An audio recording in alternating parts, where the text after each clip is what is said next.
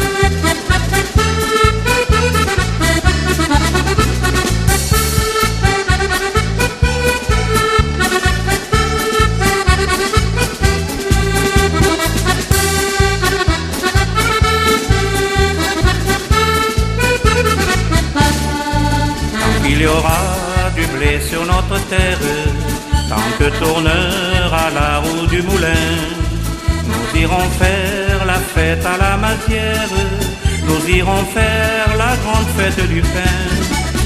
Comme autrefois, au temps de nos grands-mères, la veille au soir, nous mettrons le levain.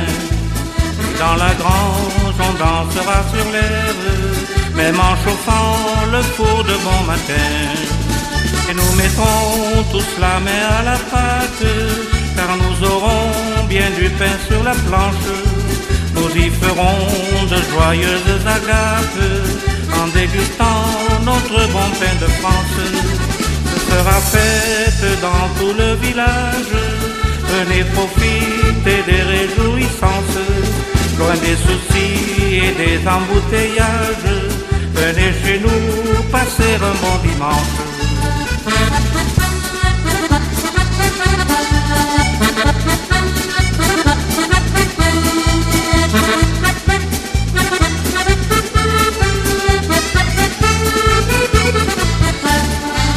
Et nous mettrons tous la main à la pâte, car nous aurons bien du pain sur la planche. Nous y ferons de joyeuses agapes, en dégustant notre bon pain de France. Ce sera fête dans tout le village, venez profiter des réjouissances, loin des soucis et des embouteillages. Venez chez nous passer un bon dimanche.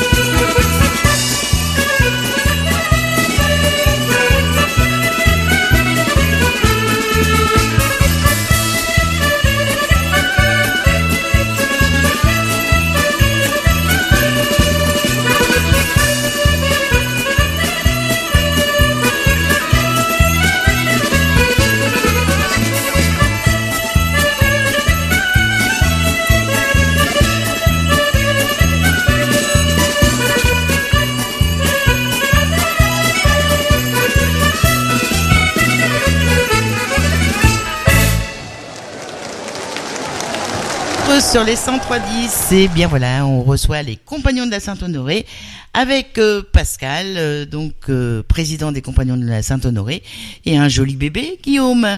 Alors Pascal, on va parler de l'avenir des boulangers. L'avenir, les nouveautés, c'est pas évident tout de suite pour les boulangers. Non, la boulangerie artisanale, puisque nous, c'est artisanale, oui. Voilà, c'est ce qui nous intéresse le plus. Traverse quand même une période difficile. On peut y voir deux raisons essentielles. Le coût de l'énergie, oui, qui a été un coût extrêmement rude pour les boulangeries artisanales, puisque les boulangeries sont des entreprises qui sont énormément consommatrices d'énergie, et d'énergie électrique en particulier, et donc ça a vraiment, ça les a fait énormément souffrir. Il y a eu un moment que ça a été très difficile. On a reçu ici plusieurs boulangers, dont Alexis, qui est compagnon, et c'est vrai que c'était très difficile. Enfin, les factures d'électricité s'étaient multipliées par 3, 4. Et puis il y a aussi eu le coût des matières premières qui a augmenté de façon assez nette, et pour un artisan boulanger aujourd'hui, la concurrence est tellement féroce avec les chaînes de boulangerie, avec les grandes surfaces, etc., que c'est parfois difficile de répercuter la hausse sur les prix telle qu'elle devrait être répercutée par rapport au coût des matières premières, entre autres, au coût de l'énergie, et donc finalement ça rend l'exercice de ce métier-là difficile. Et toi, Guillaume, qu'est-ce que t'en penses ? Parce que toi, t'étais parti, t'es un créateur quand même dans ton parcours. Après, tout ce que t'aimes bien, c'est créer. J'aime bien créer, et à une époque, j'aurais aimé être installé. Après, au jour d'aujourd'hui, la question d'ouvrir un commerce se pose plus, du fait de l'augmentation des matières premières. Et moi, je l'ai vu l'année dernière, donc avec l'installation de mon cousin sur Étretat, où j'ai pu participer à l'ouverture. Et c'est vrai que notamment, quand on parlait du coût de l'énergie, moi, je me rappelle qu'un matin, je suis arrivé à la boulangerie. Il m'a dit, bon, on va arrêter de cuire l'après-midi parce que c'est simple. Moi, ma facture d'électricité, elle est à 5 chiffres. Je viens de commencer à ouvrir l'entreprise, on va pas pouvoir se permettre. Donc c'est freiner des jeunes qui ont envie. Et moi je trouve ça vraiment dommage parce que il a tout pour réussir et au final on le freine dans son élan. Oui, parce qu'il y avait donc l'énergie, et puis quand on est chef boulanger, on peut dire patron. Oui. Donc il y a tout aussi les papiers. Toute la suite et les normes, certainement, non, Guillaume? Toute la partie administrative, oui, et puis le recrutement aussi qui est difficile, puisque moi, c'est pareil sur cette expérience-là, on a eu la malchance de perdre l'ouvrier boulanger qui nous accompagnait, et on n'a jamais réussi à trouver quelqu'un qui nous satisfaisait, et même, tout bêtement, un candidat. Puisque au jour d'aujourd'hui, peu de jeunes sont vraiment motivés par le métier. Ils sont formés, mais ils sont peu motivés par le métier. Oui, parce que peut-être les horaires. Les horaires et puis la charge. Moi, pour donner un exemple tout bête, ce matin j'ai travaillé et l'apprenti était arrivé à 11h, donc pour faire l'après-midi et les cuissons de l'après-midi. Il est arrivé dans la chambre froide où on stockait les baguettes. Il a compté les baguettes et il m'a dit Guillaume, je vais pas cuire tout ça parce que moi j'ai autre chose à faire. Ce soir, je sors avec mes copains. Donc moi qui me suis levé à 4h, ça m'a un petit peu embêté. Mais c'est plus la même façon de penser. Oui, de toute façon, c'est un petit peu général ça. C'est alors comment analyser ça? De toute façon, que ça soit pas dans les boulangeries ou ailleurs, dans toutes sortes de magasins ou de professions, tout le monde a du mal à recruter. Pas recruter peut-être sur le court terme, mais surtout sur le long terme. Oui, et la motivation. Le recrutement, c'est quelque chose d'extrêmement difficile. Ça l'a toujours été plus ou moins, mais aujourd'hui, c'est vraiment devenu quelque chose d'hyper impactant pour les boulangeries. Et quand un artisan boulanger, par exemple, est en manque de personnel, s'il lui manque un chef boulanger, il lui manque un chef pâtissier par exemple, l'artisan boulanger il a déjà une part tellement importante dans la production quotidienne, il peut pas absorber une charge de travail supplémentaire. L'autre jour, j'ai eu des nouvelles d'un ancien apprenti qu'on connaît bien ici, qui s'appelle Alexandre, qui est aujourd'hui installé. Et il a perdu ses 2 ouvriers pâtissiers et il essaye de compenser tant bien que mal, mais c'est difficile, c'est très difficile, parce que quand on fait déjà 12-14 heures par jour, on peut pas encore prendre 8 heures de plus de travail. C'est non, compliqué. ça devient de plus en plus difficile. Et le recrutement, c'est vraiment difficile. Ah oui, Ouais, oui. Et pourtant, il y a des jeunes qui veulent, peut-être faire ce métier, mais qui réalisent pas que c'est difficile. Il faut une motivation et ça doit devenir une passion.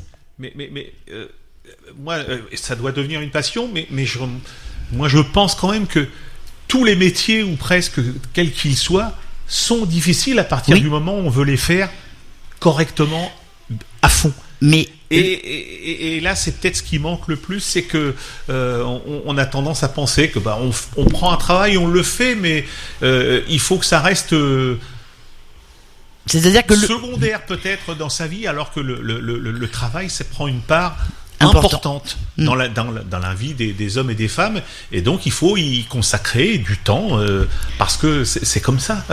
Oui, et puis quand on prend un métier ou quand on fait un métier, il faut travailler, parce que la notion de travail, elle n'est pas trop bien comprise non plus par pas mal de personnes qui veulent faire quelque chose, mais pas trop de travail. Oui, et le métier de boulanger, de toute façon, tous les métiers de la restauration, sont des métiers qui se ressemblent. Quasiment tous les métiers de bouche.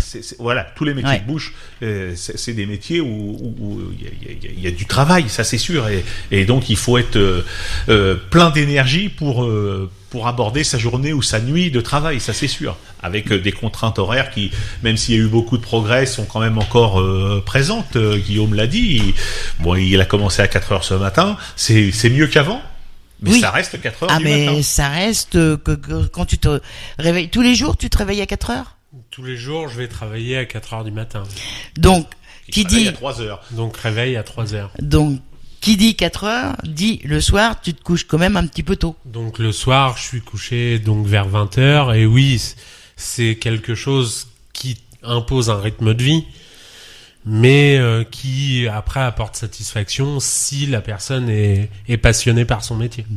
Oui, parce que dans les métiers, il y a le boulanger, mais il y a d'autres métiers aussi qui se relient à la boulangerie, comme le tourrier. Oui. Ça, c'est recherché aussi.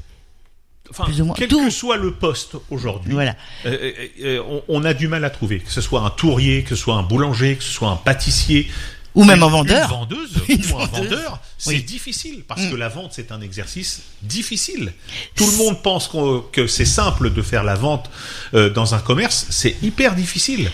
Faut déjà connaître le produit, et faut savoir emballer les gâteaux. Oui, et puis il faut être aimable avec tous ses clients, tout au long de la journée, tous les jours, c'est difficile. Et je vais te confier un truc. C'est que ma première activité professionnelle, qui était le dimanche matin, ça a été à Montivilliers, rue Oscar Germain, la petite boulangerie. Mais je peux te dire, d'emballer les gâteaux, c'est une horreur. Enfin, mettre un pain au chocolat ou un croissant dans un sac, c'est nickel, mais emballer les cadeaux avec le petit nœud dessus, c'est horrible. Et c'était le premier métier que j'ai fait. C'est bizarre, hein? Oui. Et donc, chaque profession, ses spécialités et ses exigences. Oui, parce que c'est vrai que le boulanger se réveille de bonne heure le matin, tu finis à quelle heure? Oui, et après, à côté de ça, c'est vrai que à midi, la journée est finie, et que ça nous laisse quand même l'après-midi. Oui, mais la vendeuse, elle est là tout le temps. Enfin, elle est là, voilà. Mais et donc, tu as 1 ou 2 jours de repos dans la semaine? Donc moi, j'ai la chance d'avoir 2 jours de repos, et c'est un petit peu une exigence de ma part pour avoir cette partie essai aussi à côté que j'ai eu et que maintenant j'exige indispensable, ces 2 jours de repos par les postes que j'ai pu occuper. Mais c'est sûr qu'un jeune n'a pas tous les jours, dans toutes les entreprises, 2 jours de repos. Après, c'est à lui de faire ses preuves. Oui, parce qu'il y a aussi des contraintes. Les boulangers ont eu des contraintes. Enfin, l'exemple du 1er mai. Ah oui. L'exemple du 1er mai, bon, on n'en parlera pas beaucoup, mais on peut en parler. Mais comment dire, c'est vrai que ce soit les boulangers ou les fleuristes. Le 1er mai, ils pouvaient pas ouvrir avec leurs salariés, même s'ils voulaient, comment dire, travailler. Donc ils ont été obligés de travailler tout seuls. Voilà, la loi ne permettait pas non. de travailler pour les salariés le 1er mai, quel qu'il soit. Et donc ça a été quand même une grande surprise, puisque de tout temps, les boulangers ont travaillé, les fleuristes ont travaillé le 1er mai. Et là, d'un seul coup, il est apparu que c'était devenu impossible, et que prendre le risque de faire travailler ses salariés... Ah bah non, tu prends pas le risque. Hein. C'était aller à l'encontre de potentielles amendes importantes. Oui. Et donc c'est comme ça que le jeudi 1er mai, il y avait quand même beaucoup de boulangers dans le secteur qui étaient fermés. Ceux qui étaient ouverts étaient ceux qui travaillaient seuls. Mais c'est pas du tout logique, parce qu'on parle de, comment dire, comment je pourrais dire ça, les gens qui viennent dans les régions, les touristes. Mais les touristes, faut bien leur donner à manger. Ils vont bien dans les restaurants. Dans les restaurants, on leur livre le pain. Oui. Il y a plein de choses qui sont incohérentes là-dessus, quoi. C'est le mot qui convient. C'était incohérent. Oh, qu'est-ce que je parle bien. Voilà. Jojo, c'était le bon mot. Et il n'était même pas marqué sur mes notes. Eh bien, on va se refaire une pause musicale et on va parler de cette fête du pain qui va se dérouler le dimanche 18 mai 2025 de 9h à 18h. Alors, au site du Moulin, à Rolleville. Comme d'habitude. Alors, je vais te faire un petit plaisir. On va retrouver Chevalier Las Palais, maître boulanger. Bonjour monsieur. Bonjour monsieur. J'aurais voulu, s'il vous plaît monsieur, une baguette, s'il vous plaît. Oui, une baguette comment ? Pas trop cuite. Oui, mais quel genre de baguette ? Ah oui, vous voulez dire moulé ou pas moulé ? Oh, bah ça m'est égal. C'est pour manger avec quoi, votre baguette ?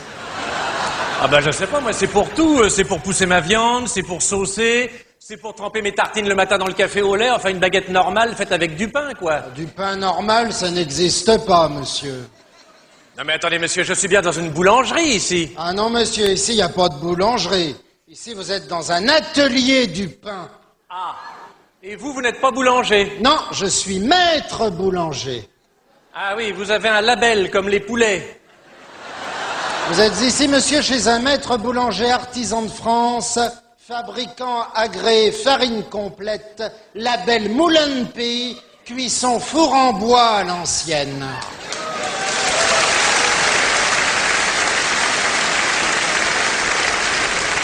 Oui, vous dites four en bois, vous voulez dire four à bois ? Non, four en bois. Ah. Comme chez les Gaulois. Ah ouais.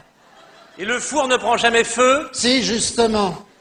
Et les copeaux de cendre retombent dans la pâte avant qu'elle soit cuite. Et c'est pas mauvais pour la santé, ça, le bois brûlé ? Au contraire, le charbon est très bon pour la digestion. Il restitue le goût authentique du blé récolté avec l'âne et le bœuf. Ah oui, en effet, oui. Bon, bah alors donnez-moi, je sais pas, moi, celle-là, là, par exemple, elle m'a l'air très bien. La campaillette. Oui. Oui, très bon choix. Pain complet blanchi à la farine de soja avec morceaux de lard et artichaut. Ah bah ouais, enfin, le lard et l'artichaut le matin dans le café au lait. Et celle qui est à côté, là ? La croustillette. Oui, qui m'a l'air plus dorée. Oui, alors c'est celle-là, avoine, orge et son. Ah, c'est pour les chevaux. Particulier au goût, mais très bon quand on a des problèmes de transit. Ah oui, seulement là, voyez-vous, moi je suis loin de chez moi. Et si j'ai un petit creux, je ne voudrais pas avoir d'ennui sur la route. Et le petit rond à côté, là ? La bâtardette. Oui. Noix, olive, ail et persil. Ah, enfin, l'ail le matin. Sinon, j'ai la trifouillette, qui a beaucoup de succès. Ah oui, et elle est fourrée à quoi, votre trifouillette ? Anchois, sardines. Enfin, si je fais griller du pain le matin dans mon appartement, ça va sentir le poisson dans tout l'immeuble. Sinon, il me reste 2 croupettes, un pavé au pavot, une chapata. Ah, vous n'avez pas la chapatinette ? Ça me permettrait de me déplacer. J'ai aussi la merguezouillette pour manger avec le couscous. Vous n'avez pas la branlounette quand on est tout seul. Il m'en reste une demi. Il m'en reste une demi, je vous la tranche. Ah bon non, surtout pas. Non, je la préfère entière. Pourquoi n'essayeriez-vous pas la pingolette? Ah ben je sais pas moi pourquoi j'essaierais pas la pingolette. Pourquoi qu'est-ce qu'il y a dedans? Du saucisson et des asperges? Ah non, monsieur, celle-là, c'est celle qui se rapproche le plus du pain d'autrefois. Ah. Elle est nature. Ah ben alors très bien, allons-y pour la pingolette. Mais la pâte est aux œufs de pingouin. Ah oui, je me disais aussi, oui.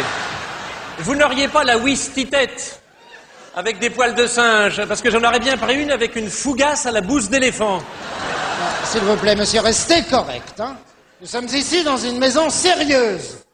Ici, nous sommes boulangers de père en fils depuis mars 2004.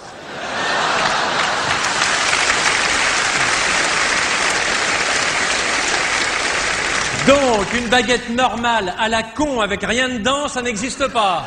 Si, monsieur, mais pas chez nous. Bon, bah alors je vais aller au supermarché à côté m'acheter des biscottes. Mais j'en ai des biscottes. Ah monsieur. oui, et à quoi? Au petit pois. Ah oui, je me disais aussi. Bon, bah alors écoutez, ça fait rien, je vais pas prendre de pain ni de biscottes. Je vois que vous avez des tartes là qui m'ont l'air pas mal. Donnez-moi donc une tarte aux prunes pour 6 personnes. Bien sûr, monsieur. Votre tarte aux prunes, vous la voulez à quoi? De retour donc sur l'antenne, je suis en compagnie de Pascal, président des Compagnons de la Saint-Honoré, et donc le gentil bébé. T'as vu, à chaque fois ça change, hein, Guillaume. Alors on va parler de cette fête du pain qui va se dérouler donc dimanche 18 mai 2025 de 9h à 18h. Vous réservez votre dimanche pour venir faire un petit tour à la fête du pain. Donc bien sûr, ne pas oublier le comité des fêtes. Hein, le comité des fêtes indispensable qui propose des tartines sucrées et salées à l'heure du midi. Exactement. Hein. Et il faut préciser également que le comité des fêtes, a suivi le mouvement par rapport aux produits locaux et que le comité des fêtes fait un maximum de ses recettes avec des produits locaux. Avec des lardons de Saint-Aubin, avec de la crème fraîche qui vient de Turtot, enfin, avec tous les produits locaux possibles. Et donc, là aussi, le comité des fêtes, je peux vous assurer qu'ils vous font des produits de très grande qualité. Et que c'est très bon. Excellent. Excellent. Félicitations au comité des fêtes. Plus que félicitations, ils sont indispensables pour le bon déroulement de notre fête du pain. Ils auront une médaille, pas en chocolat, mais avec une pâte faite par notre ami Guillaume. Tu pourrais leur faire une pâte feuilletée, une médaille pour le comité des fêtes. Hein? Pourquoi pas? Alors, par contre, dans cette fête du pain, on va avoir donc l'association Triticum. Triticum. Je sais pas si je vais arriver à le dire. Exactement. C'est cette association, elle a comme mission entre autres d'accompagner les agriculteurs bio dans la production de céréales. Ça peut être de l'orge, ça peut être du blé. Et en ce qui concerne le blé, c'est là, pour ce qui nous concerne, pour du blé panifiable. Et donc la particularité de cette association, c'est qu'elle accompagne donc des agriculteurs sur notre territoire qui se sont lancés dans un projet accompagné par la communauté urbaine du Havre Seine Métropole, dans un projet de production de céréales biologiques sur le territoire de la communauté urbaine. Il y a 2 agriculteurs qui sont dans ce projet pour l'instant, à ma connaissance. C'est Sébastien Depré qui est à Octeville et Jean-Baptiste Ricoire qui est au Fontenay, qui se sont lancés dans cette production. Ils ont fait les premières semences là, cet hiver, et donc les premières récoltes seront pour cet été. Et donc là, on fera quand même déguster du pain avec l'association Triticum, avec des blés, ce qu'on appelle des blés de population, c'est-à-dire des blés anciens, qui ont des particularités nutritives, entre autres, qui sont extrêmement intéressantes. Et donc, ils vont mettre ça en place sur le territoire de la communauté urbaine, et ils seront le 18 mai à Rolleville pour parler de leur démarche. Voilà, parce que moi j'étais regardé un petit peu parce que je connaissais pas. Donc ils ont alors tu vas me dire si mes notes sont bonnes.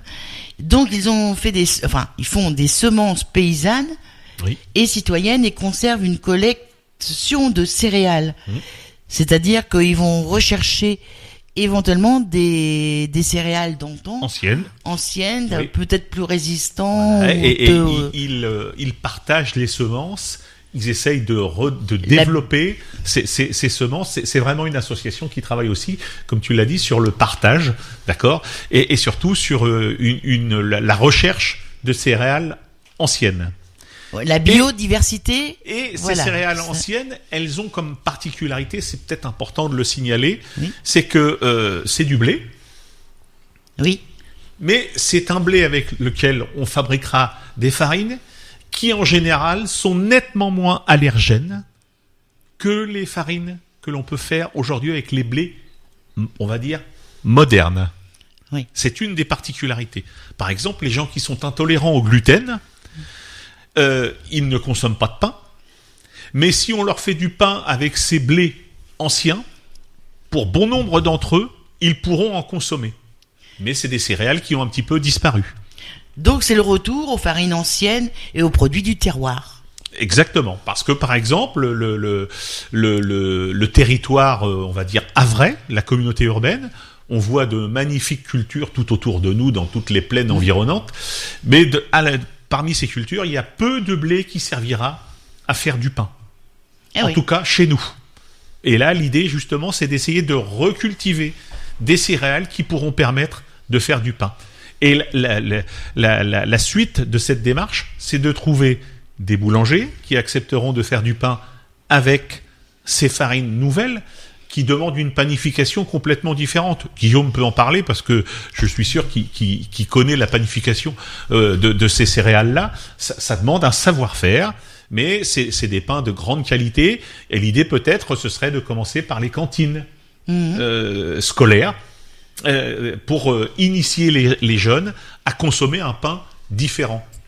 Donc oui, un travail qui est donc plus long, plus difficile, qui nécessite plus de connaissances techniques, mais oui, qui pourrait être abordé dans les cantines. Justement, j'en parlais avec un ami à moi qui travaille dans les cantines scolaires, qui travaille dans un collège, donc sur Fécamp, hier soir justement, et qui m'a dit que sur ces repas bio, lui était intéressé par des pains un petit peu plus intéressants nutritionnellement et vendre le métier de boulanger, puisqu'à l'origine, en fait, ce jeune-là était en formation avec moi au CFA dans les classes à Pascal.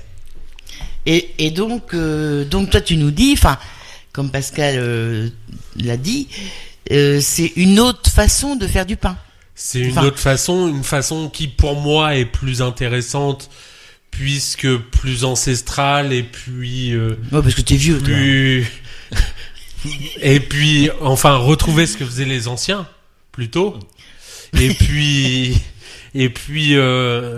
quelque chose qui pour moi est plus passionnant, puisque moins régulier dans le temps, et quelque chose qui est plus tributaire de la personne qui le fait. Mais alors, est-ce que, si tu veux, les apprentis auront aussi peut-être une autre formation ou une formation en plus? Ça peut être intégré dans la formation, et je pense que ça se fait plus ou moins, mais ça se fait déjà. Je sais que le CFA de la Chambre de métier sera à l'initiative au mois de juin pour faire une démonstration. Oui, parce que cette association fait des démonstrations. Oui, et je sais qu'il y en aura une en juin pour essayer de promouvoir un petit peu tout ça. Et ceux qui sont, en formation longue, on va dire, au centre de formation d'apprentis, auront l'occasion de panifier. Mais elle existe depuis longtemps, cette association? Je pense qu'elle existe. Je n'ai pas la connaissance exacte, mais je pense qu'elle existe déjà depuis un petit moment. Elle est très structurée déjà.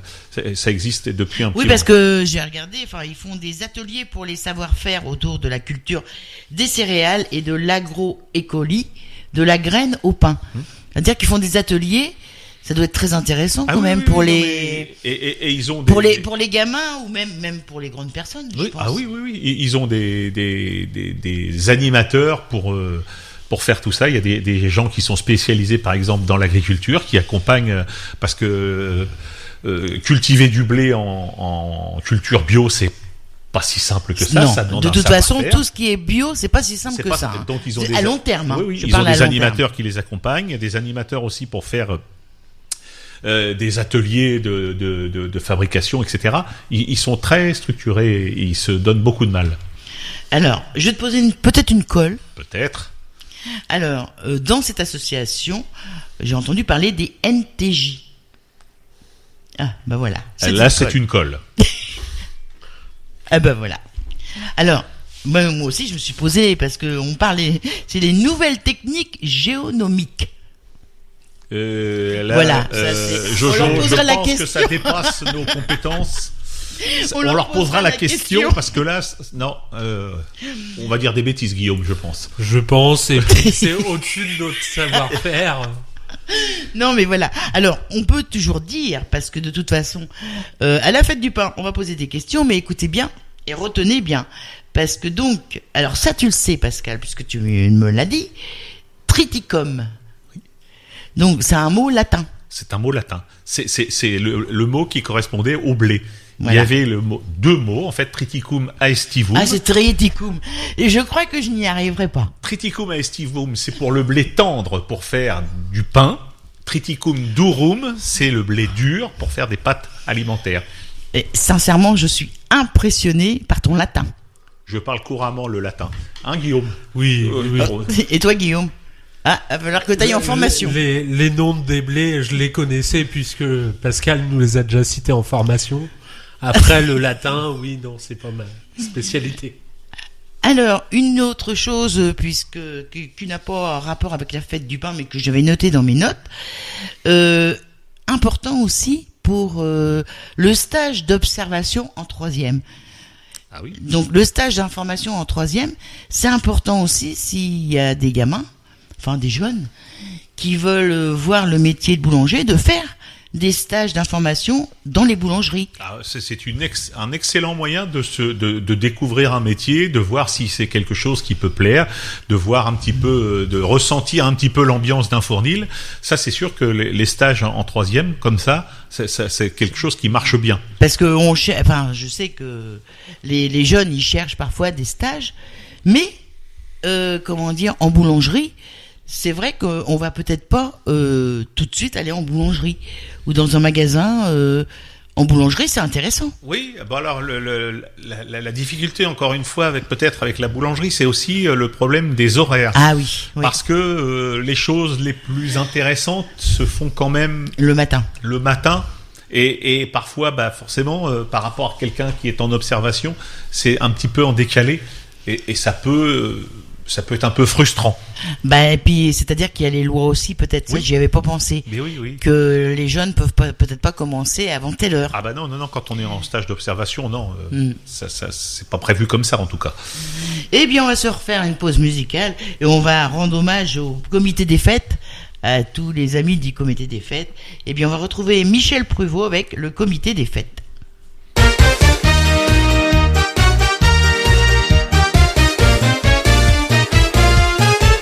On est parti au bal musette, y avait Marcel, y avait Lucette, toute la fanfare et les trompettes, et les amis du comité des fêtes. Encore un coup, chin chin, encore un coup, encore un coup, chin chin, encore un coup, encore un coup, chin chin, encore un coup, igloo, encore un coup. On est allé au bal musette, y avait Marcel, y avait Lucette, on a vidé toutes les canettes avec les gars du comité des fêtes. Encore un coup, chin chin, encore un coup, encore un coup, chin chin, encore un coup, encore un coup, chin chin, encore un coup, igloo, encore un coup. On a chanté tous à tue-tête, y avait Marcel, y avait Lucette, on était tous un peu pompettes, avec les gars du comité des fêtes. Encore un coup, chin chin, encore un coup, encore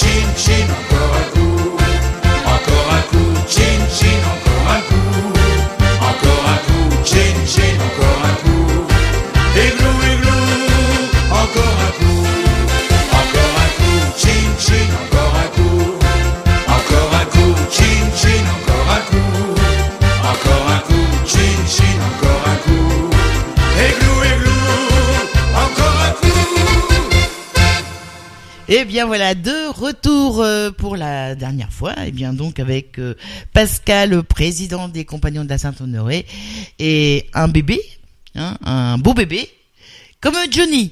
Hein. On va faire un petit coucou à tous les compagnons. Donc Guillaume, là c'est ta fête, pourtant c'est la Saint-Philippe aujourd'hui. C'est la Saint-Guillaume. Tout à fait. Alors, Guillaume, on va parler un petit peu de ton parcours. Ton parcours... Est-ce que tu es satisfait de ton parcours Alors, t'es quoi? T'es boulanger? Au jour d'aujourd'hui, je suis boulanger. Alors, mon parcours jusque-là, j'en suis assez satisfait. Bon, au jour d'aujourd'hui, quand je suis parti d'Étretat, un petit peu de difficulté à trouver un poste de boulanger, donc je me suis orienté vers un secteur qui est recruté, donc les grandes chaînes. Bon, on donne pas de nom. Aussi pour savoir... je l'ai choisi aussi pour savoir de l'intérieur ce qu'étaient les chaînes, bon, qui n'est pas dans mon ADN, mais si je devrais y mettre un bémol à mes expériences, oui, ça reste un point qui est un petit peu moins intéressant pour moi. Mais dans un autre côté, t'as touché à beaucoup de choses. Mais à côté de ça, chaque chose t'a apporté autre chose. À côté de ça, j'ai eu beaucoup d'expérience. Donc, entre Paris, une entreprise donc dans une grande ville et très exigeante, puisque meilleur ouvrier de France, donc le stade le plus élevé dans la profession. Une part donc dans le bio qui rejoint justement un petit peu les démarches des compagnons. Donc en Alsace, sur un poste en viennoiserie. Après, une envie de formation, donc sur un brevet de maîtrise, une préparation au brevet de maîtrise, puis à l'issue de ça, un poste en snacking, puisque au jour d'aujourd'hui, l'artisan boulanger ne peut pas négliger la partie snacking, et puis de l'ouverture, pour revoir une ouverture, et puis un petit peu plus de l'intérieur, puisque en famille. Donc connaître la totalité des inconvénients et des contraintes, plus particulièrement d'une installation, et donc qui a été quand même satisfaisante, puisqu'aujourd'hui c'est une entreprise qui marche très bien, et je lui en félicite. Et donc oui, parce que Pascal, les sœurs du snacking artisanal, ça prend énormément de place aussi dans ce métier. C'est quasiment indispensable. Les boulangers ont vu leur métier évoluer. On fabrique du pain, mais aujourd'hui, dans une boulangerie, on y va aussi pour autre chose, pour faire toute une gamme salée. Alors, dans un premier temps, ça a plutôt été les quiches, les pizzas, des choses comme ça, que les boulangers se sont mis à fabriquer, et puis le traditionnel sandwich. Et puis aujourd'hui, on voit aussi que dans les boulangeries, on achète des salades, on achète du potage, on achète des plats cuisinés, parce qu'on va dans la boulangerie pour aller chercher son repas du midi, en particulier. Alors, pas forcément que le midi, mais entre autres le midi. Et donc, il a fallu que les boulangers se remettent en question, aillent se former. C'est ce qu'ils ont fait. Ils le font plutôt très bien, moi je trouve. Et il y a même des boutiques où, pour ceux qui regardent par exemple la célèbre émission La meilleure boulangerie, oui, où on voit parfois des gammes de produits qui sont vraiment impressionnante, avec une multitude de propositions dans les rayons, et ça demande un savoir-faire qui est énorme. C'est vrai que moi je me pose des questions, parce que quand je regarde aussi la meilleure boulangerie de France, est-ce qu'ils vendent tous ces snackings dans la même journée? Parce que parfois c'est bien garni. Oui, mais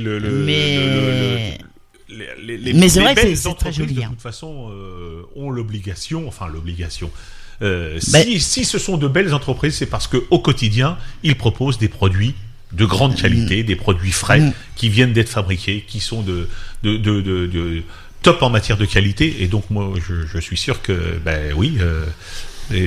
parfois, il peut peut-être rester un peu de marchandises le soir, mais il y a des choses qui peuvent... Oui, non, mais comment dire, donc... mais c'est vrai que déjà, le métier, comme on l'a dit, le métier de boulanger, ça devient un métier pas trop facile. Mais en plus, il faut faire autre chose, parce que le snacking, c'est pas donné à tout le monde non plus. Parce que... Ça demande de la compétence. Et des essais. Et oui, alors les essais, je pense que les boulangers vont pas forcément passer par les essais parce que maintenant on les forme. Ah oui, d'accord. Et puis, On apprend ça, le snacking aussi. Oui, et ils sont accompagnés de différentes façons. Alors, on peut être formé au snacking un petit peu, par exemple, quand on est au CFA, parce que ça fait partie des examens. Mais il y a aussi les moulins, aujourd'hui, qui accompagnent les boulangers dans l'évolution de leur métier. Et ils sont capables de vous amener un démonstrateur pour vous mettre en place une gamme de produits et de snacking. Il y a des stages qui sont organisés pour les artisans boulangers dans des grandes écoles comme l'Institut national de la boulangerie, où en 2 ou 3 jours, vous allez voir une gamme qui est déjà, extrêmement riche. Et 2 ou 3 jours après, le boulanger, il va retourner dans son fournil, il va pas tergiverser, il va attaquer la production. Hein. C'est-à-dire que, donc, il y a quand même des formations, ils sont aidés et tout ça. Oui, ça, ils sont très accompagnés. Pour ceux qui le souhaitent, forcément. Hein. Oui, mais ça fait encore une charge en plus. Toujours. Aller en formation, c'est trouver du temps, évident, c'est organiser sa boulangerie, parce qu'on ferme pas sa boulangerie pour aller en formation. C'est aller en formation, ça reste difficile. Et les formations, ils durent combien de temps ? C'est sur une journée, sur 48 heures ? Il y a de tout. Hein. T'en as fait, toi, des formations comme ça Moi, j'ai à l'époque, quand j'ai quitté le CFA, j'ai fait pas mal de formations, donc qui sont intéressantes, puisque ça permet de se former en un moindre temps et sur des beaux produits qu'on n'imaginerait pas. Par exemple, j'ai pu faire des stages sur des gammes traiteurs sur une journée, des produits de viennoiserie sur une journée, et vraiment élargir son champ de connaissances et ouvrir son esprit vers de nouveaux produits. Oui, parce que tu avais fait une formation accélérée, toi, non ? Après, c'est la formation brevet de maîtrise que j'ai fait en accéléré. Et donc, qui est très dur d'ailleurs, hein, faut reconnaître. Qui est difficile, mais donc qui t'a apporté un plus. Qui m'a apporté un plus, et pour prouver que le snacking est quelque chose qui devient important en boulangerie. Avant, sur ces 6 mois de formation là, il n'y avait pas du tout de snacking et d'intervenants extérieurs sur le snacking. Et au jour d'aujourd'hui, ils ont inclus une formation avec un meilleur ouvrier de France en charcuterie, dépendant donc de l'Institut de la boulangerie, sur toute une gamme sandwich et traiteur, où on voit vraiment un grand panel, et c'est une des plus belles formations que j'ai eues dans cette formation-là d'un intervenant extérieur.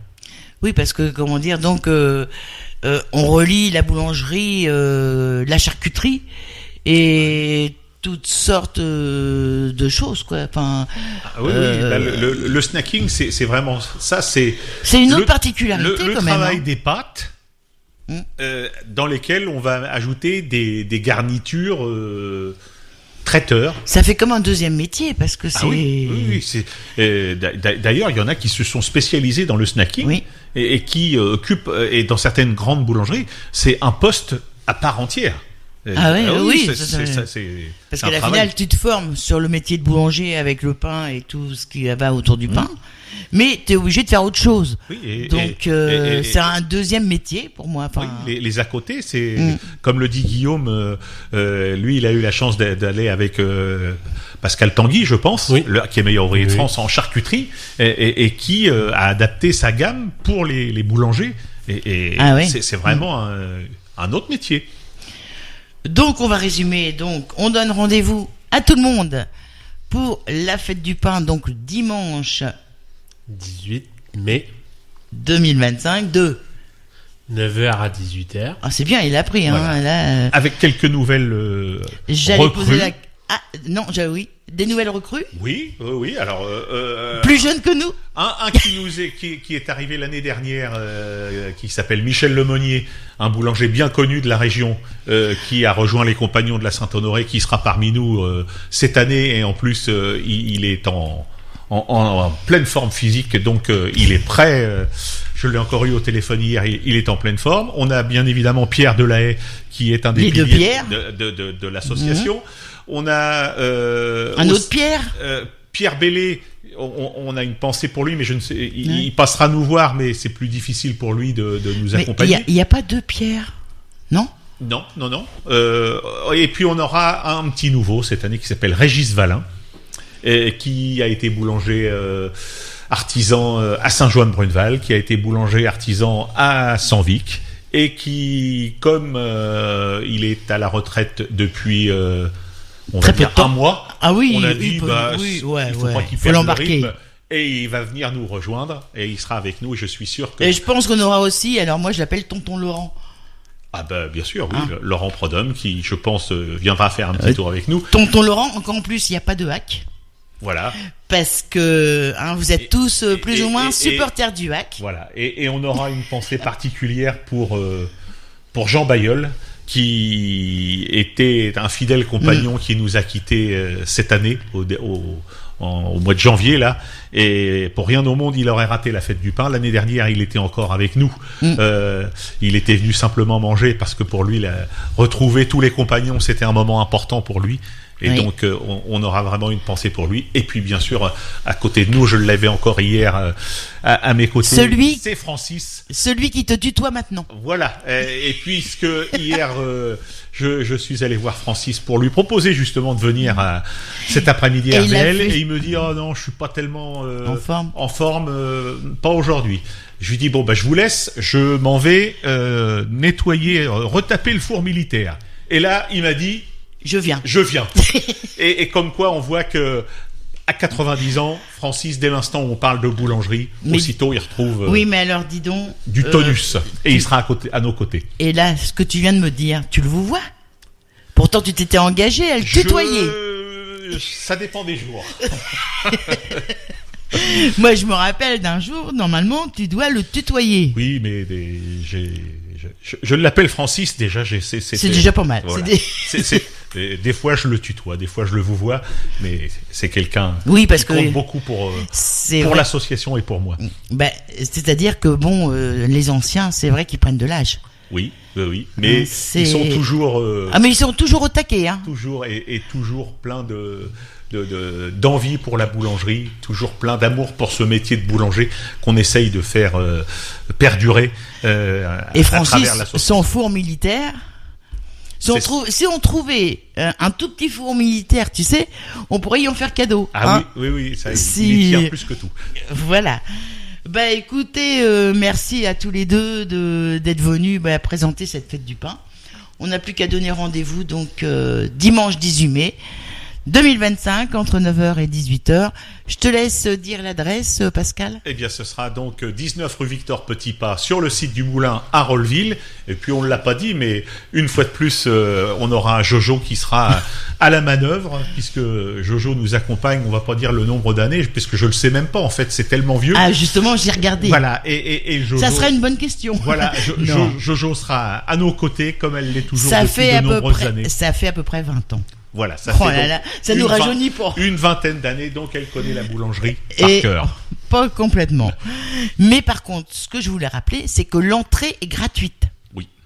Hein, donc il n'y a pas on va pas vous demander quelque chose. L'entrée est gratuite et puis à vous de venir déguster les spécialités des compagnons et aussi les tartines sucrées et salées Voilà. Et puis, faites par le comité des fêtes. Et puis, si on a la chance d'avoir une météo favorable, passer Normalement, un bon moment dans un cadre Oui. on ne peut plus sympathique, au bord de l'eau, au bord de la Lézarde, au bord des étangs. Donc, puisque chacun sait que Rolleville, c'est le plus beau village, on va s'arrêter à la communauté urbaine de la Seine Métropole, mais il y a pas on peut mieux aller que- plus loin. Il n'y a pas mieux que Rolleville, n'est-ce pas? C'est-à-dire qu'un site reconnu dans le centre-ville du village. Ça, tout le monde l'a pas. Non.